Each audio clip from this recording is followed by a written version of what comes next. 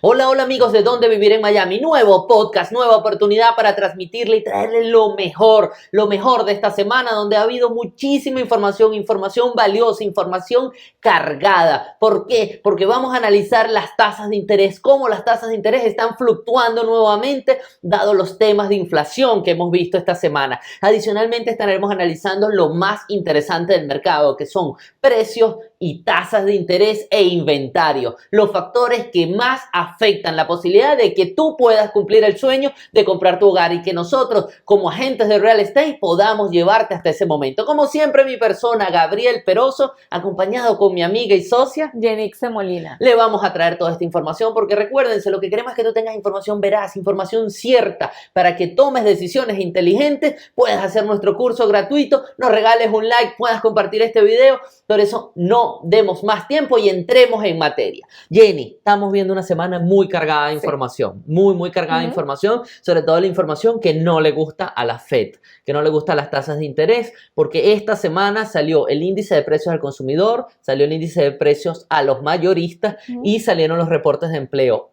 3 informes que vinieron con malas noticias para la Fed, no necesariamente malas noticias para el mercado en general, pero sí afectaron las tasas de interés. ¿Qué pasó esta semana? La inflación del índice de precios al consumidor se esperaba en 0.1, 0.2 y estuvo alrededor de 0.5. Los índices de precios al consumidor también llegaron más alto de lo que se esperaba, aunque la inflación en el anualizado sigue bajando, pero bajó muy poco, bajó un 0.1, bajamos de 6.5 acumulado en los últimos 12 meses a 6.4, con el adicional de que los reportes de empleo siguen mostrando mucha fortaleza. Se esperaban más de 220,000 solicitudes de ayuda por desempleo y estuvieron alrededor de los 175,000. O sea, eso quiere decir que la gente no está perdiendo el empleo, la gente no está pidiendo ayuda y eso se está traduciendo en que sigue muy fuerte la economía y mientras la economía esté fuerte, señores, eso pareciera que es bueno, pero a pesar de que es bueno para la Fed y para la inflación, no lo es. Necesitamos que la economía se contraiga un poco para que los precios no sigan subiendo porque sigue habiendo muchísima capacidad del poder adquisitivo de las personas. Claro, adicionalmente, pero Gaby, es el primer reporte que vemos desde hace algunos reportes, 6 reportes atrás. Correcto. Que viene con estos números. ¿Qué opinas tú? O sea, ¿qué opinas tú en referencia a eso? Sí, veníamos con esos 6 meses acumulados de reportes con baja en la inflación y viene con alza o no viene con la misma tendencia bajista que venía, porque tampoco se estaba esperando 0.1, llegó 0.5, o sea, tampoco es que es mucho el crecimiento real, porque un 0.5 podría entenderse como una tendencia aún bajista, no tan pronunciada, pero sigue siendo bajista, porque claro, el de diciembre estuvo en menos 0.1. Sin embargo, tenemos que entender que la economía está muy caliente, el sector servicios sigue recuperándose después de la pandemia, hay un factor también importante y viene siendo la colaboración de los Estados Unidos con la guerra de Ucrania, esto y cosas que parecieran que no importan, pero son bastante importantes. Estamos viendo, por ponerte un ejemplo, en las fábricas de municiones del gobierno de los Estados Unidos, hay fábricas de municiones en las cuales se está aumentando la producción en un 700%. ¿Por qué? Porque se estaba produciendo para una economía que no era una economía de guerra, pero resulta que los Estados Unidos enviando tanques, enviando sistemas misilísticos a Ucrania para apoyar con la guerra, están produciendo nuevamente a niveles muy altos porque aunque no estamos en una guerra oficialmente los Estados Unidos, sin embargo está apoyando a unos países en guerra y al apoyar a unos países en guerra tiene que enviar municiones. Entonces este tipo de cosas inyectan mucha actividad a la economía. Y adicionalmente venimos saliendo de diciembre. ¿No crees que el season tenga algo que ver? Claro, el season totalmente tiene mucho que ver y en un 2023,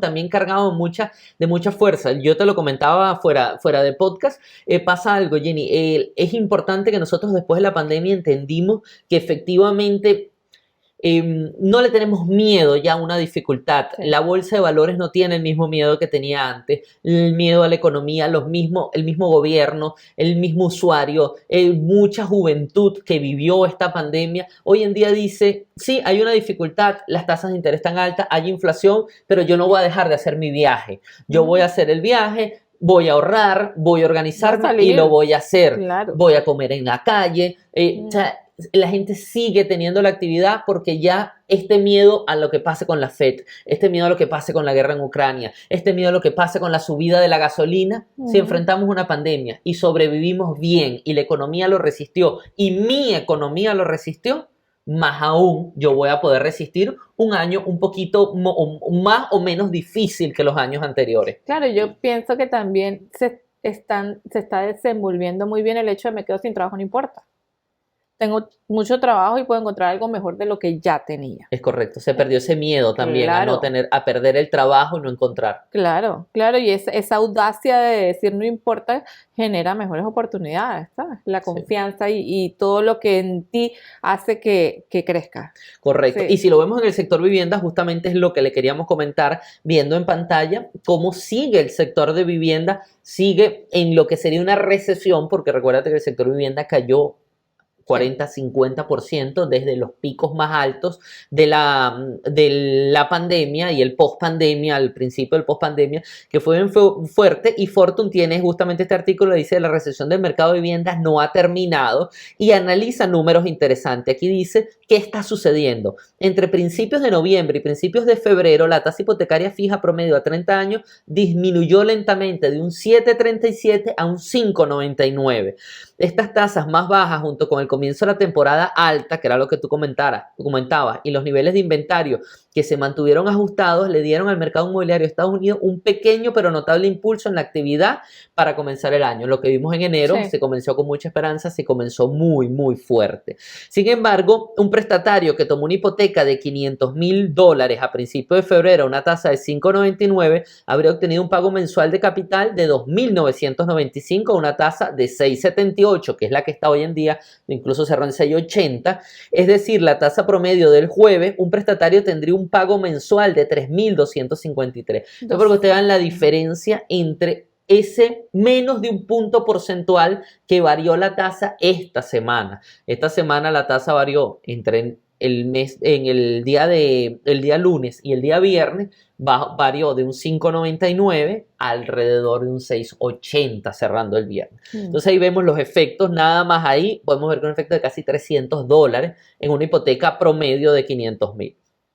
Sin embargo, nosotros viendo estos números de Fortune, podemos ver cómo ha sido la aplicación de préstamo ajustada por temporada desde el año 2000. Y esto está muy interesante porque nosotros vemos que en el año 99 estábamos en un punto de 238,000 aplicaciones para préstamos. Vemos cómo subió hacia el 2006, 2008, donde fue la crisis, porque en esta época se dieron muchísimos créditos sin ningún control. Luego aquí viene la crisis, caen y viene una curva, aquí digamos la caída, luego esta curva de aprendizaje, años del 2012 al 2020, donde viene la pandemia, pero aquí vemos los niveles, cómo se mantenían sobre los 200,000, los 200,000 bajos. Aquí vemos la caída estrepitosa, evidentemente los primeros meses de pandemia, pero luego el auge, y cuando analizamos el punto de hoy, no estamos muy mal respecto al promedio de lo que nosotros veníamos viendo históricamente desde el 2012. Entonces, podemos ver que ha caído, pero seguimos en niveles normales. No es una caída es un ajuste del nivel alto que teníamos durante la pandemia y el principio del post-pandemia. Eso es bien interesante. ¿Qué pasa con los precios? Si nosotros vemos los precios diciembre 22 a enero 23, lo que respecta a nosotros en Florida, podemos ver, déjame quitarle un poquito tamaño a esto, porque creo que se está viendo muy grande y me entorpece un poco. Vamos a ver aquí, según Zillow, de diciembre 22 a enero 23, podemos ver que en lo que es la zona nuestra de Miami está en 0%, el precio mes a mes en el crecimiento. Naples bajó un 0,24, vamos a ver Florida Central, Orlando, Kissimmee un 0,5. O sea, realmente los ajustes son muy, muy, muy pequeños, han bajado. Sin embargo, recuérdense que estos precios aumentaron un 30, un 40% aproximadamente durante la pandemia. Entonces esas caídas han sido bajas realmente. Con el adicional de que si lo vemos respecto al pico del 2022 a hoy, estamos viendo que nos mantenemos también en cero. O sea, el precio subió y se mantuvo. Evidentemente, podríamos entender que esto es una caída en el sentido de que no ha seguido una tendencia alcista como venía durante los últimos 50 años, pero esa corrección indica que subió mucho y hoy en día mantenemos una línea totalmente horizontal que nos permite entender que el mercado está estable y que el mercado está sano. ¿Qué es lo que sucede, Gaby? Las personas piensan que los precios han bajado, pero no es así. Lo que sucede es que nosotros veníamos de un mercado donde la costumbre era poner un precio elevado y venderlo en ese precio porque los intereses estaban bajos y la gente podía darse el lujo de pagar un sobreprecio por las propiedades. Hoy en día, con los intereses elevados, los precios se han mantenido y no se ha permitido que los precios locos ya están bajando. Los precios locos se tienen que ajustar a lo que realmente se vendió antes. Entonces, es cero el cambio y nosotros lo vemos que aquí en el mercado de Miami cuando los clientes nos preguntan, ¿los precios están bajando? No, no están bajando. Si es momento de comprar, compra ahora. Realmente los precios no están bajando y no van a bajar. Muchos factores hay y de hecho eso es lo que quisiera explicarles ahora y nos vamos a un blog, déjame mostrarles. Sí, justamente ese blog que lo tenemos esta semana en Dónde Vivir en Miami, Sí. Ahí está dentro de nuestro blog este análisis que está muy muy interesante porque es una comparación, ¿no? de varios índices. Sí, es varios índices y el blog, abajo le vamos a dejar el link para que puedan tener acceso a él y lo lean. Y si quieren recibir los blogs diarios que nosotros publicamos, simplemente suscríbanse en nuestra página web, ahí está el link para que se suscriban y diariamente los van a recibir. En este blog dice, se están preguntando qué está pasando con los precios de las casas. O sea, aquí les traigo entre comillas algo que explica un economista de la Agencia Federal de Financiamiento de la Vivienda. Dice, los precios de las casas en los Estados Unidos se mantuvieron prácticamente sin cambios en los últimos 4 meses y se mantuvieron cerca de los niveles máximos alcanzados durante el verano del 2022. Si bien las tasas hipotecarias altas han suprimido la demanda, los inventarios bajos de casas para la venta han ayudado a mantener los precios de las casas relativamente planos.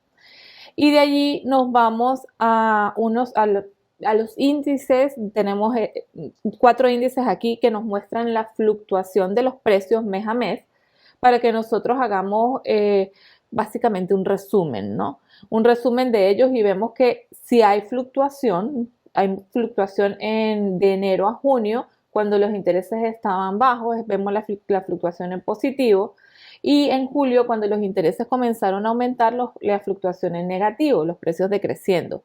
Pero en una suma, en total, el cambio no es un cambio radical. Correcto. No es un cambio radical y los 4 índices importantes me muestran lo mismo. Entonces, eso nos sirve a nosotros como compradores e inclusive como vendedores a decir, ¿sabes qué? Si yo voy al mercado, yo ya sé que de una u otra manera el mercado está estable en precios y también al vendedor para el hecho de la especulación y el alza de los precios no va a funcionar en este mercado. Entonces es muy interesante que ustedes vean y también les quiero leer esta parte que lo dice Selma, que es una economista de CoreLogic. Dice, si bien los precios continúan cayendo desde noviembre, la tasa de disminución fue más baja que la observada en el verano y aún suma solo una caída acumulada del 3% en los precios desde el máximo de la primavera pasada. Los precios no han bajado en Miami. Sin embargo, hay otros mercados en Estados Unidos que sí han bajado.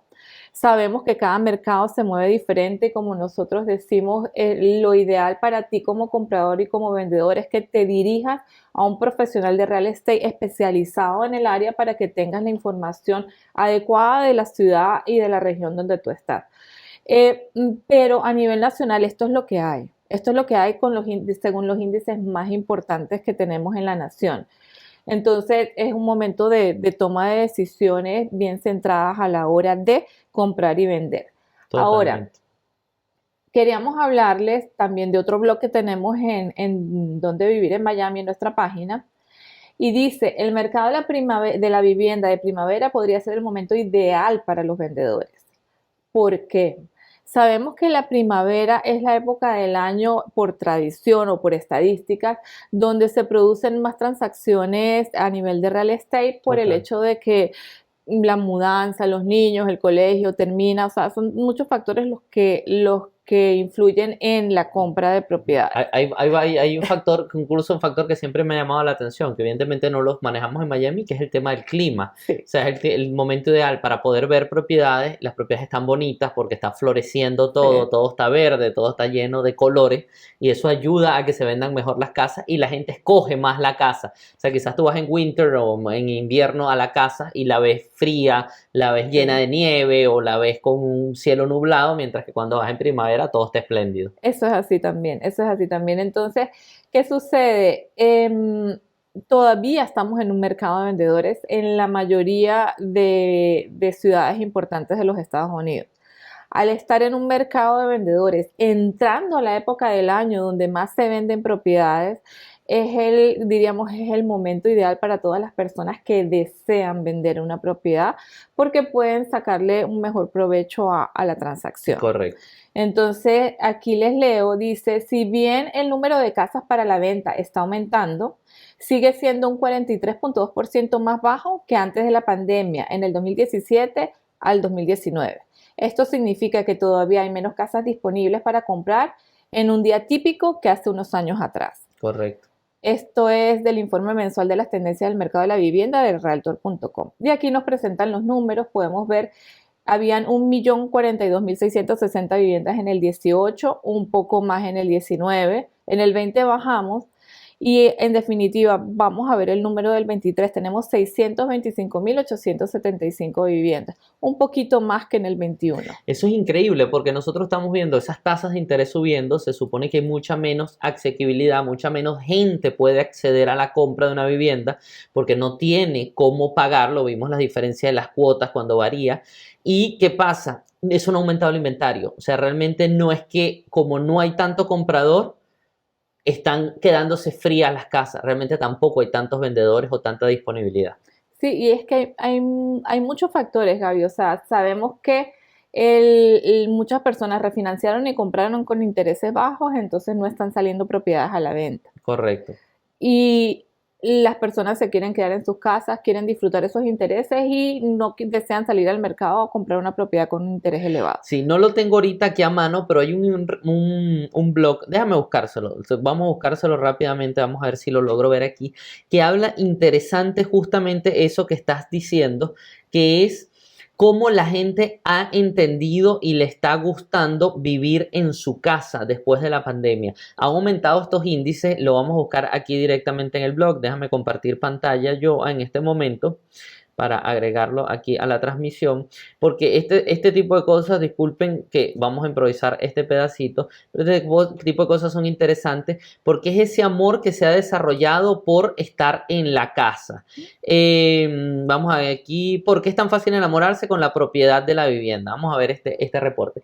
Es interesante ver estos números porque quiere decir cómo la gente ha empezado a apreciar la vivienda más que antes. Claro. La gente antes entendía la vivienda no como algo de lo que tú te enamorabas necesariamente, sino lo veían como una transición, lo veían como una etapa de cambio, una etapa donde la persona podría estar, pero es algo que puedo mejorar, pero hoy en día cuesta más vender la vivienda. Y justamente si lo vemos aquí, dice... El mismo estudio señala que el 91% de los propietarios dicen que se sienten seguros, estables y exitosos al ser propietarios de una casa. El 64% de los propietarios estadounidenses dicen que vivir una pandemia ha hecho que su hogar sea más importante para ellos que nunca. Más propietarios se están enamorando. Y dice, porcentajes de encuestados que sienten emocionalmente apego a sus casas.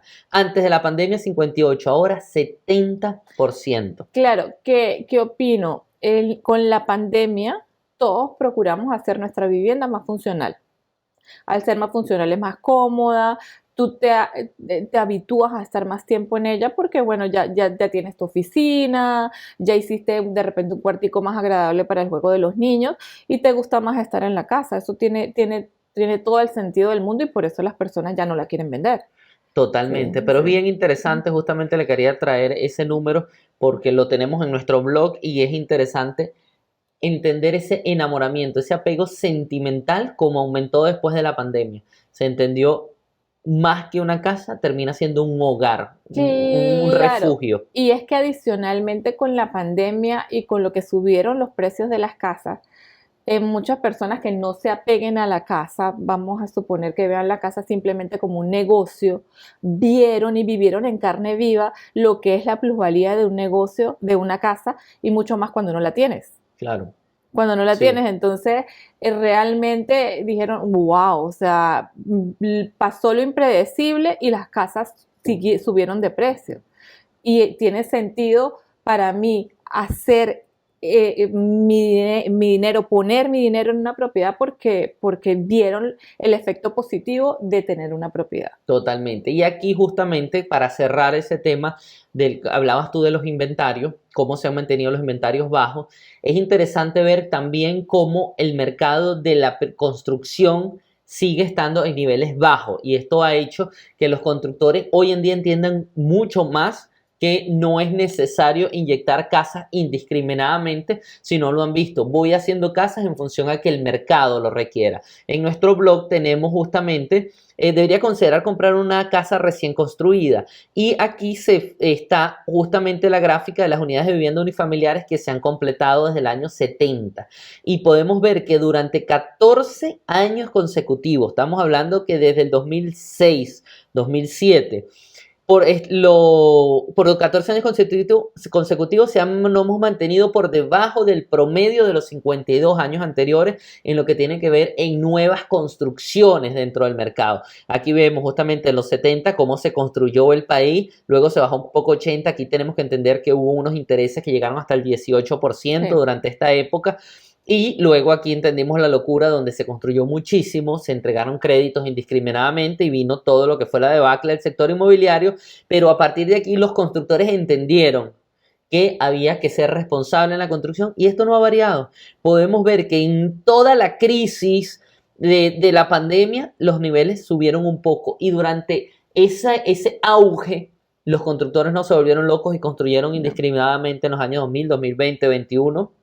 2020-2021 y hoy estamos subiendo durante el promedio de los últimos 52 años. Esto es lo interesante de manejar estos números, de entender, de que tú te asesores, porque aquí hay una oportunidad. ¿Qué pasa? Cuando los constructores trabajan de esta manera y aquí subió un poco, tú puedes tomar ventaja de eso. Aquí es donde en este momento están dándote ayuda para los costos, de los gastos de cierre, te están dando ayudas para que las mismas financieras de las constructoras están dando tasas de interés preferenciales. Sí. Aquí hay mucho, te están extendiendo garantías, te están incluyendo upgrades, que si tú quieres unos mejores electrodomésticos no te cobran esa diferencia. ¿Por qué? Porque los constructores cuando están teniendo este inventario allí, aunque están construyendo poco, pero el inventario tienen que irlo sacando. Y al irlo sacando, si tú estás bien asesorado, vas a poder tomar una decisión inteligente y vas a poder comprar la casa de tus sueños. Claro, con los mejores beneficios. Con los mejores beneficios. Con los mejores beneficios, por eso es bueno estar asesorado y como les digo, buscar un agente inmobiliario de la zona, de la ciudad, que es el que sabe realmente dónde están los beneficios y cuáles son los constructores que más lo están dando. No es lo mismo ir tú solo que ir con alguien. Totalmente. No. Recuerda, solo también puedes tomar una decisión muy, muy inteligente, que es hacer nuestro curso gratuito. Si tú quieres aprender antes de llegar a ese profesional, haz nuestro curso gratuito, haz clic en el link que está debajo de este video. Ahí vas a tener 12 módulos totalmente gratis en video donde vas a aprender, donde vas a tener calculadoras de crédito, donde vas a poder entender cómo se compra una casa en los Estados Unidos, cómo te acercas a ese sueño, sin contar que nosotros tenemos nuevos asesores financieros que te van a ayudar a ti a acercarte al sueño totalmente gratis. Recuerda, toda esta asesoría de nuestra parte, de dónde vivir en Miami, de nuestras marcas aliadas, Invierte en Miami y Invierte en Airbnb, es totalmente gratuita. Nosotros estamos aquí para servirte, por eso estamos haciendo este podcast con muchísimo cariño, para que tengas la verdad. Por eso ponemos estos números de nuestro propio blog, pero con las fuentes reales, para que tú veas que esa información está allí y te va a servir a ti a lograr el sueño de tener tu hogar. Adicionalmente, contáctenos. ¿Están haciendo el curso? Ahí tienen un link para el WhatsApp, contáctenos, escríbanos, llega directamente a mi teléfono y con gusto les respondo cualquier pregunta. Gaby y yo estamos aquí para servirles y no se olviden, por favor, contáctenos. Correcto.